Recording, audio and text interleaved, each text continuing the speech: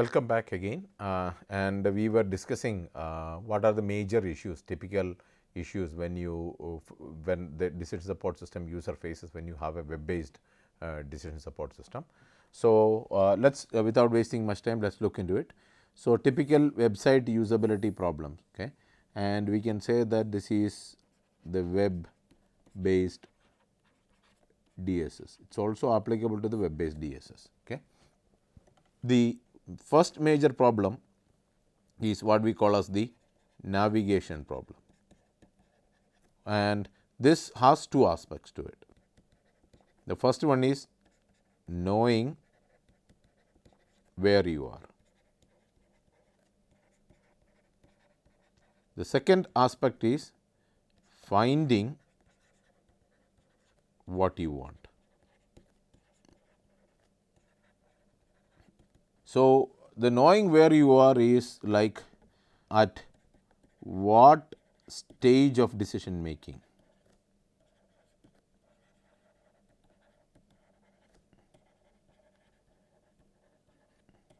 the DSS user is. Okay. Are you in data collection? Are you in hypothesis testing? You want to know at what stage you are as part of this. Finding what you want is, are you able to find the answers for the complex problem or complex decision problem? That is the second aspect of it. So, this is more about the navigation thing. Then the second usability problem comes. So, these two basically challenges the decision maker. The second major thing is the structure that challenges the decision maker is structure of the website that runs the DSS.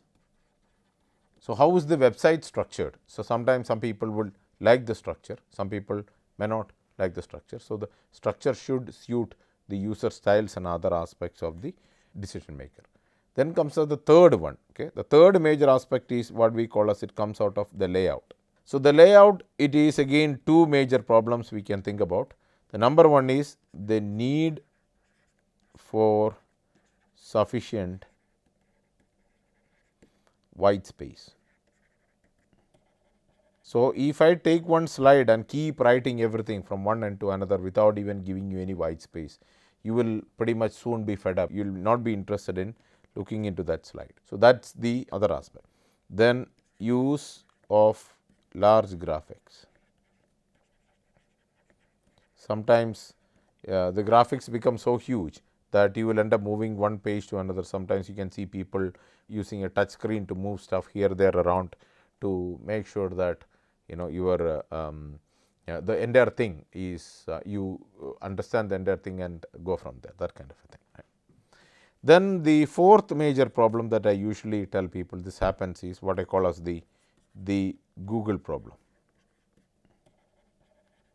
And this is an interesting problem because I think all of you know what Google web page is all about.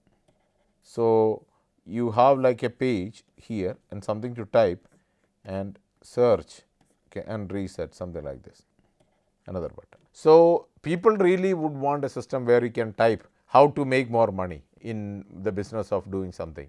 Say that, press a button and magically the answer should appear. Okay. So, that is they want this one click solution sometimes, which may not be very feasible for a complicated open ended business decision problem. So, they would really like to compare the existing decision support system with the Google, and that is why we call it as the Google problem, this one click stuff. So, this Google problem is something that is a notion which is with the user, because that person is a CEO, CXO, somebody like that. So, this may not be, this may be something that the designer of the DSS will have to face very frequently. So, then we talk about UCD, user centered design or user centric design. We have discussed a little bit before this in the previous section, but let us just look into this. So, the major aspect is UCD is a dialogue between the customer the end user, you can think about it, or the decision maker.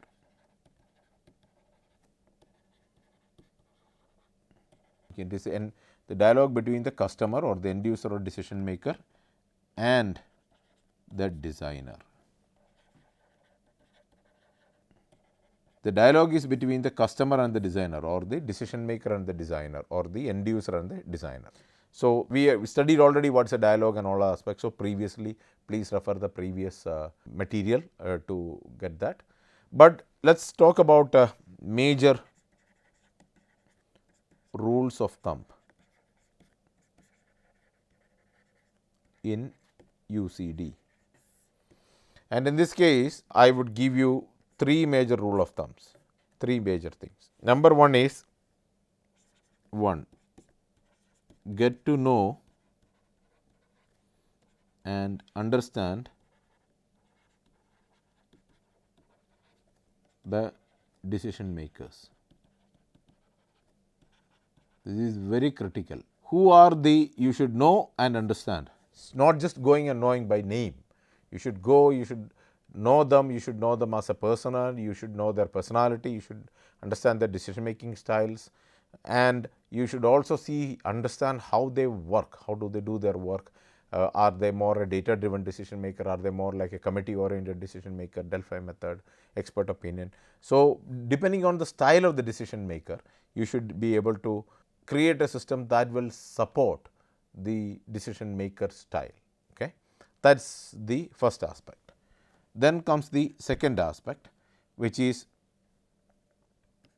build an application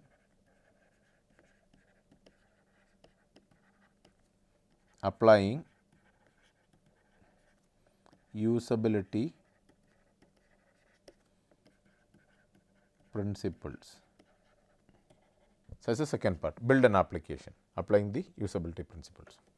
Then comes the third aspect, test designs by observing users in a real work setting.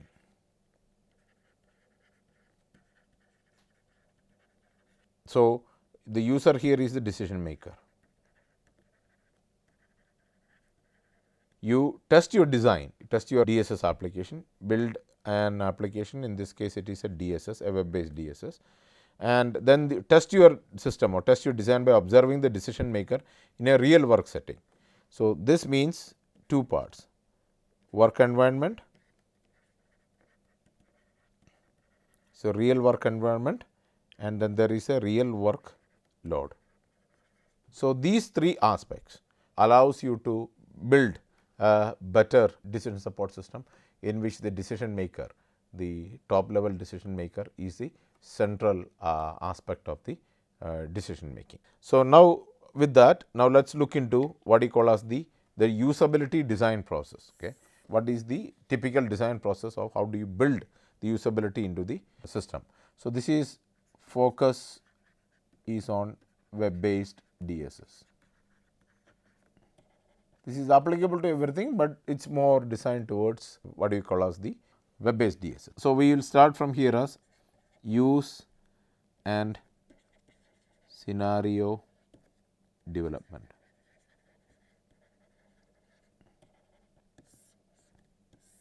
That is one part. So, we want to find out what is the use of the system and what are the scenarios in which this system will be used and how will the decision maker will use the system, and so look at all major decision scenarios, then work on it. From there you go to the next step, what we call as the interface structure design. Okay. So, now you design the interface structure out of this. So, once you develop the scenarios and the usage of it, from there you create a structure that will support the usage and will support the decision making scenarios. So, once this interface structure is designed, then what you do next is the interface standards design. So, what happens here is you apply standards to a design now, apply the interface design standards, say what you are going to do and all those aspects, especially what should be the size of the button, what should be the color of the submit button, what should be the icons that are used, all those aspects should be part of this one. Then comes the interface design prototyping. Okay. So, this is the next aspect. Okay. How do you prototype? Whatever the design standards you have done, from there you made a prototype. Then after that, interface prototype, interface evaluation. You evaluate what that interface is. You basically find in the real setting as much as possible. That is the second aspect. So, as much as possible do the interface evaluation in the real setting, and then you go to the cycle compliance. So, then you again filter your usage scenario development, then redesign the interface and do until you think you are satisfied and you have taken all aspects of the decision making into consideration. So, with this, one of the aspects that we want to talk about, the focus from here onwards in this class will be the interface design prototyping. Other aspects we have already discussed in the previous lectures, and hence we will be more looking towards the interface design prototyping. Okay. So, the first step as part of this, what we call as the storyboard. The storyboard is more like the storyboard of the movie and etc., but it will actually tell you what are the usages of the decision support system and what is the scenarios in which the decision maker is going to use the system. So, all those aspects, if this decision making comes into picture, how will the person use it? If this scenario comes in, how will the person use it? If two people are to be collaborating, then how will the system be used?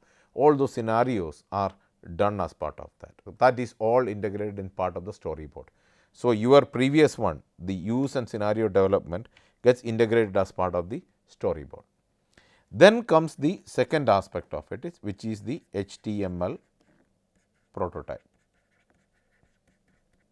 Remember, we are talking about the web based DSS.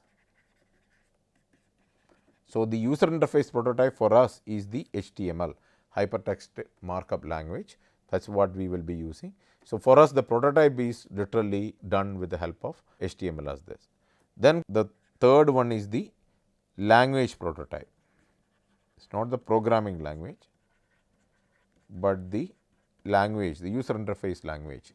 How will the language in which the system will interact with the decision maker is prototyped as part of this, right. So, that language prototype happens on the top of the HTML prototype. Then comes the fourth step, and the fourth step is the interface evaluation. How do you evaluate the interface? And there is three major aspects to this. The first major aspect is heuristic evaluation. The second, heuristic means you apply different rule of thumbs. So, like you get 5 decision makers and you give them the prototype and you tell them you are going to use this and make this particular decision, and let me find out what is the time. Okay. And you ideally, in a person who is well versed with this decision making, it's, let us say the person takes 15 minutes to make a decision. Using a decision support system, the decision should be made at least within 15 minutes or most within 15 minutes. So, that kind of evaluation, the time taken to do the decision, shortest decision time, etc. There are so many heuristics available. Some aspect will be through the heuristic. Then the other one is what we call as the walkthrough. Okay. So, you make the decision maker or the top person who is supposed user, the decision support system user, to make you walk through the system, and so that you can understand how much the person understood the interface, and is the understanding is correct. If there are misconceptions, then you can clean it up better. Then the last one is the interactive. There are many ways people do this. One classic example of it is hand holding. You have a computer screen, they have a computer screen, and whatever you do, they mimic us what you do, and that's typically comes in the form of a interactive aspects. So these three things actually will gauge the goodness or appropriateness of the interface. So what is appropriateness? It's in two angles, to the user and to the problem, to the decision problem, both aspects. The user or the decision maker, and it also should facilitate the decision problem. Then comes the last part, the fifth part, okay. That is the how do you do this? That's the formal usability testing.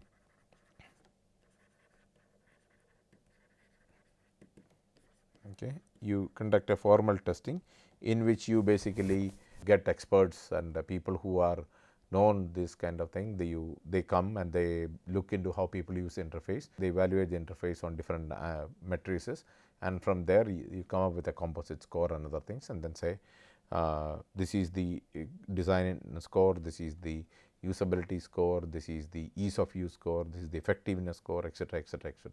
And at the end of the day, your interface is like, okay, this is 80% fit for what this one is, 40% fit for whatever it is. So that kind of aspects can also be done as part of the user interface. So from today onwards, from this point onwards, we will be focusing more on the HTML aspect of this one. So we will be using to design how this aspect is done.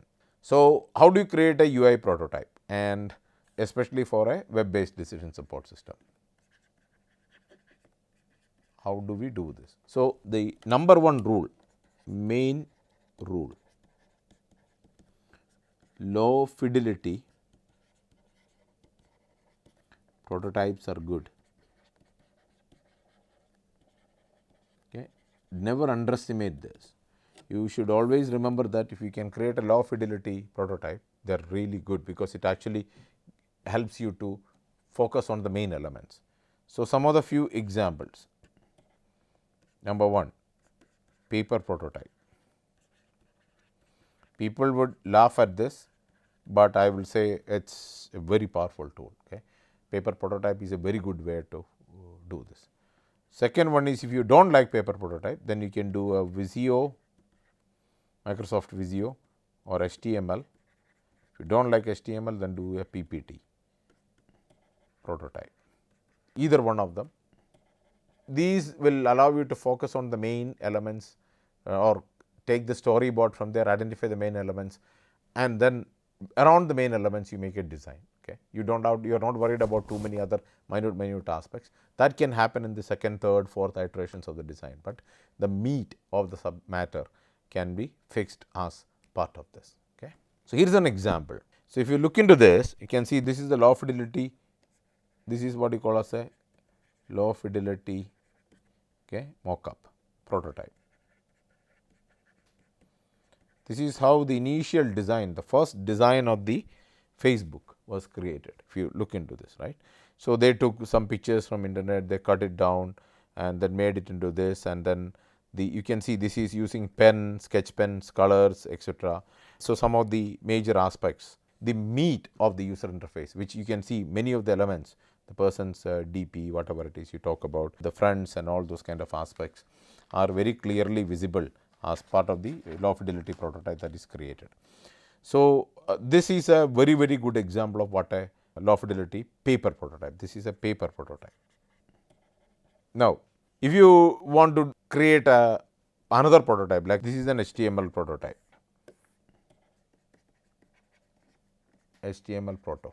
The two things, when you do a prototype like this, I also just used to, where is this set of buttons? Just think about this. This set of buttons, is it applicable to here or is it applicable to here? From the design of it, it looks like it is applicable to P2P search. It could be applicable to web search also. So this question, what do these radio buttons apply to? Is it to this or this? Okay. And how do you know that is critical. What tells you that it is applicable to here? Can it be in two different colors and this in a third different color, etc. So that nobody knows. Okay. So these kind of issues can be easily identified when you make a prototype, but this is more oriented towards or in with development process. Whenever you are developing the system as part of this, these kind of prototypes will actually help.